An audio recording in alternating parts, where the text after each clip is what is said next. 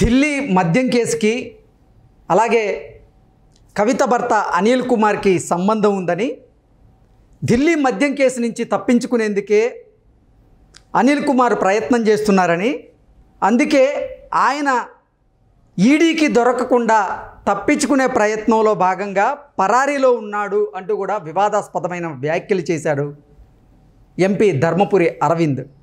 ఈ నేపథ్యంలో అసలు ఆయన వ్యాఖ్యల వెనక ఆయన ఉద్దేశం ఏంటి అనే అంశానికి సంబంధించి మనతో మాట్లాడేందుకు ప్రముఖ రాజకీయ విశ్లేషకులు, ప్రముఖ సామాజికవేత్త కృష్ణకుమారి గారు మనతో ఉన్నారు. మేడంతో మాట్లాడదాం. మేడం నమస్తే. మేడం నమస్తే. అంటే మామూలుగా ధర్మపురి అరవింద్ ఎవరిల్లన్నా కాలిపోతుంటే చలిమంటలు కాసుకునే రకం. ఓకే, వాళ్ళ ఇల్లు కాలిపోయినా పర్లా, ఈయనకి చలిమంట కావాలి. ఆయన అదొక టైపు. అయితే ఆయన మొదటి నుంచి కూడా కవిత మీద ఒక రకమైన ఈర్ష్య ద్వేషాలతో కూడిన, పగతో కూడిన ప్రేమ ఉంటుంది ఆయనకి. ప్రత్యర్థి కాబట్టి ఏమో తెలీదు, అంటే తన మీద పోటీ చేసే తనను ఓడించాడు కాబట్టి ఏదో ఉంది కవిత పట్ల అతనికి, ఏదో ఒక ప్రేమాస్పదమైన భావనలు ఉన్నాయి అతనికి. ఓకే, అవి ఇవన్నీ మిళితమై ఉంటాయి. ఓకే, ఈర్ష్య, అసూయ, పైగా వాళ్ళ నాన్నని కేసీఆర్ ఎంత ఇబ్బంది పెట్టాడు, ఆ పగ తాలూకు కోపం తెలుగు సినిమాల్లో ఉంటుంది కదా. హీరోయిన్ తండ్రి హీరో తండ్రిని ఏదో అన్యాయం చేస్తాడు.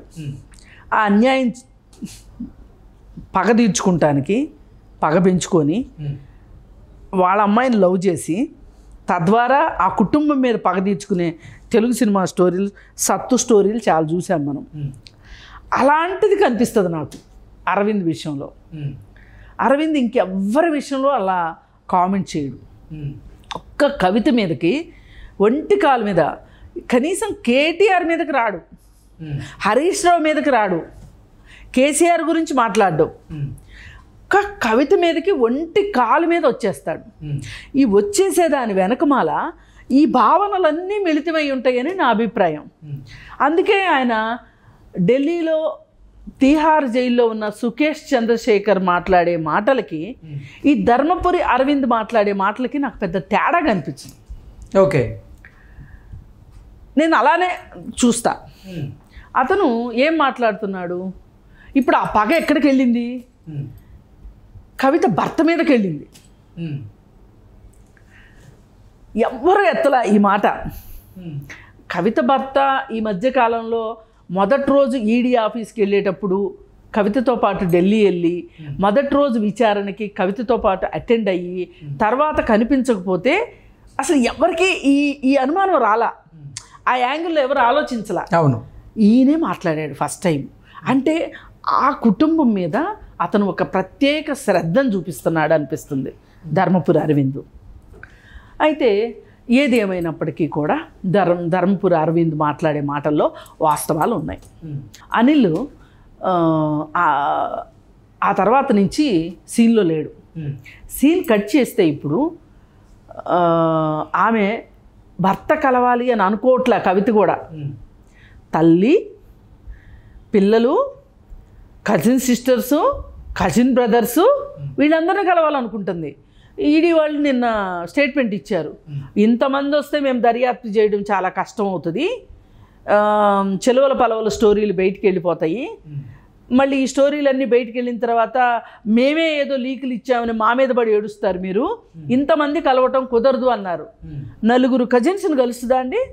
నలుగురు చెల్లెళ్ళని, కజిన్ సిస్టర్స్ని, ఒక కజిన్ బ్రదర్ని, పిల్లల్ని, తల్లిని. మరి అసలు అనిల్ ఏమైపోయాడు? అనిల్ ఎందుకు కలవట్లేదు? ఇది ఇప్పుడు విషయం, టాపిక్. అనిల్ దగ్గర ఫోన్లు ఉన్నాయని, ఆ ఫోన్లకు సంబంధించిన ఇన్ఫర్మేషన్ బయటికి తీయాలి, డేటాని బయటికి తీయాలి అంటే పాస్వర్డ్లు ఇవ్వట్లేదని ఇప్పుడు వార్త. కానీ వీళ్ళకి తెలియంది ఏంటి అంటే, పాస్వర్డ్ లేకపోయినా సరే రిట్రీవ్ చేయగలిగిన తెలివితేటలు ఈడీ అధికారులకు ఉన్నాయి. కాకపోతే వాళ్ళు మర్యాదగా అడుగుతున్నారు. పాస్వర్డ్లు చెప్పి ఎంతో కొంత ఏమన్నా కొంచెం మిగిలిందేమో, నేతి బీరకాయలు నెయ్యిలాగా ఒక అంటే చట్టం మీద గౌరవం ఏమన్నా మిగిలిందేమో, పాస్వర్డ్లు ఇస్తారేమో అని అడుగుతున్నారు. ఇవ్వరు అని అర్థమైంది అనుకోండి, ఇది మీకు ప్రతిదీ ఒక బ్లాక్ మార్కే అవుతుంది అక్కడ. ఇప్పుడు అప్రూవర్గా మారిన వాళ్ళకి ఒక వెసులుబాటు ఉంటుంది కదా, ఇది కూడా అట్లాంటిదే. అంటే సహకరించటం, విచారణకి సహకరిస్తున్నారు అంటే కొద్ది గొప్ప పెర్కులు ఉంటాయి వీళ్ళకి. విచారణకే సహకరించట్లేదు అనుకోండి, వీళ్ళ మీద వేరే దృష్టి ఉంటుంది. అంటే వీళ్ళు కరుడు కట్టిన మనుషుల కింద లెక్క అవుతారు వాళ్ళకి. అయితే వాళ్ళు ఆ దీనికి కూడా దిగజారిపోతున్నారు.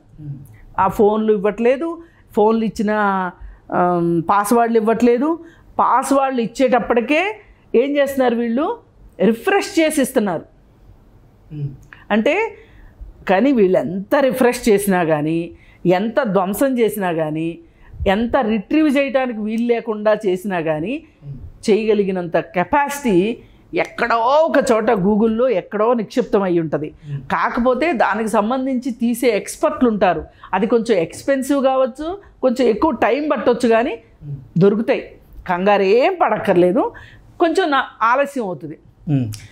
సరే, ఈ అనిల్ ఎందుకు కనిపించట్లేదు అనటానికి ఈ స్కామ్ మొత్తం భార్యాభర్తే పర్యవేక్షించారు అనడానికి ఇంతకంటే సాక్ష్యం అక్కర్లా. చాలా చోట్ల ఆర్థిక నేరాల్లో భార్యాభర్త కలిసి పాలు పంచుకున్నారనుకోండి, వాళ్ళు ఏం చేస్తారు అంటే చాలామంది భార్యల పేరు పెడతారు. మీరు ఎక్కడైనా గమనించండి, మోసం చెయ్యాలి అని ఒక కంపెనీ స్టార్ట్ చేయాలి అనుకున్న వాళ్ళు భార్యని మేనేజింగ్ డైరెక్టర్ని చేస్తారు. ఇప్పుడు జైళ్ళల్లో ఆడవాళ్ళు ఉంటారు. సంపన్న కుటుంబాల నుంచి, చదువుకున్న కుటుంబాల నుంచి వచ్చి జైళ్ళల్లో ఉన్న ఆడవాళ్ళు అందరూ కూడా ఆర్థిక నేరాల్లో పాలు పంచుకున్న వాళ్ళే అక్కడ ఉంటారు. దీనికి కారణం ఏంటి అంటే, భర్తలు చాలా తెలివిగా ఆడవాళ్ళ పేరు పెడతారు. అంటే ఆడవాళ్ళకి కొన్ని మినహాయింపులు ఉంటాయి,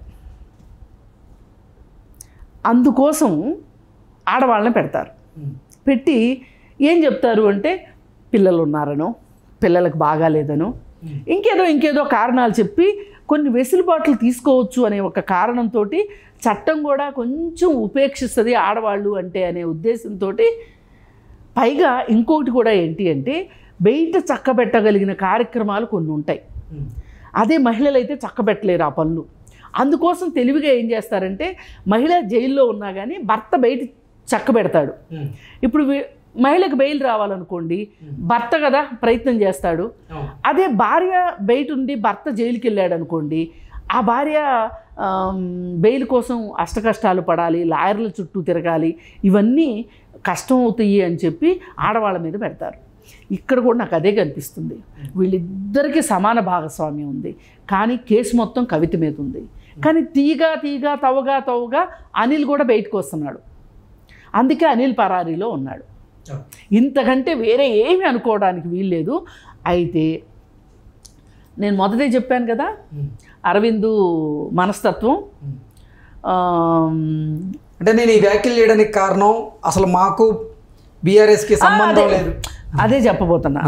ఇప్పుడు ఎట్లుంటుందంటే, ఎవరిదన్నా పంట తగలబడిపోతుంది అనుకోండి, కొంతమంది పేలాలు వేయించుకుంటారు. అట్లాగే ఈ పెద్ద మనిషి ఏం మాట్లాడుతున్నాడు, ఇప్పుడైనా అర్థమైందా మాకు టీఆర్ఎస్కి సంబంధం లేదని?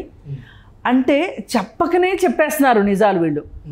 అంటే ప్రజలారా, మాకు వాళ్ళకి సంబంధం లేదు, ఉంది, అయినా నాటకానికి మేమేమన్నా అరెస్ట్ చేసామని అనుకుంటున్నారేమో, అదేం కాదు అని చెప్పి చెప్పాలనుకుంటున్నాడు.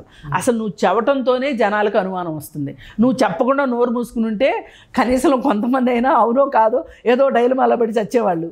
ఇప్పుడు పూర్తి క్లారిటీ ఏంటి అంటే, మీకు సంబంధం ఉంది కాబట్టి ఎలక్షన్ల కోసం, పార్లమెంట్ ఎలక్షన్స్ కోసమే మీరు ఎలక్షన్ల ముందు అరెస్ట్ చేశారు అనేది అర్థమైపోతుంది. పైగా ఈ మనగాడు ఇంకేం చెప్తున్నాడంటే, గెలిచేది మేమే, మాకు కాంగ్రెస్కి మధ్యనే పోరాటం జరుగుతుంది అని చెప్తున్నాడు.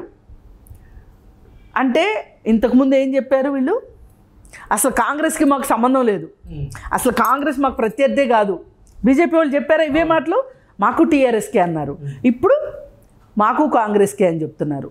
పైగా ఈ పెద్ద మనిషి అంట ఇన్నాళ్ళ నుంచి 10 ఏళ్ల నుంచి మోడీ అధికారంలో ఉంటే చేయలేని పని ఈసారి అధికారం ఇస్తేనంట నిజాం షుగర్ ఫ్యాక్టరీని తెరిపిస్తారంట.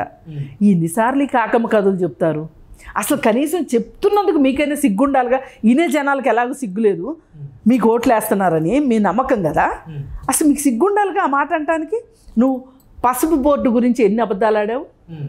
పసుపు బోర్డు గురించి స్టాంప్ పేపర్ ఇచ్చావు, చేసావా? చేయలా. ఎప్పుడో ఇంకా మరీ ఏడ్చేవాడికి మొగుడు వచ్చింది, పెళ్ళాం వచ్చింది, నాకు పెళ్ళాం వచ్చింది అన్నట్లుగా ఎన్నికల ముందు ఇచ్చారు మీరు, అంతేగాని ముందు ఇవ్వలేదు కదా. పసుపు బోర్డు ఇంకా ముందు ఇస్తే మీకు వచ్చిన నష్టం ఏంటి? ఇవ్వలా. నువ్వు హామీ ఇచ్చి 5 సంవత్సరాలు అవుతుంది, 5 సంవత్సరాలు, 4.5 సంవత్సరం తర్వాత ఇస్తే ఇప్పుడు కాదు, పోయిన టర్మ్లో ఆయన అయిపోయిందా? నిజాం షుగర్ ఫ్యాక్టరీ ప్రాబ్లం ఎప్పటి నుంచి ఉంది? మోడీ ఏం చేస్తున్నాడు? మోడీకి చెప్పకుండా నువ్వేం చేస్తున్నా? ఢిల్లీకి మధ్యలో తిరుగుతున్నావా? నిజాం షుగర్ ఫ్యాక్టరీ మీకు ఇప్పుడు గుర్తొచ్చింది ఎలక్షన్స్ ముందు?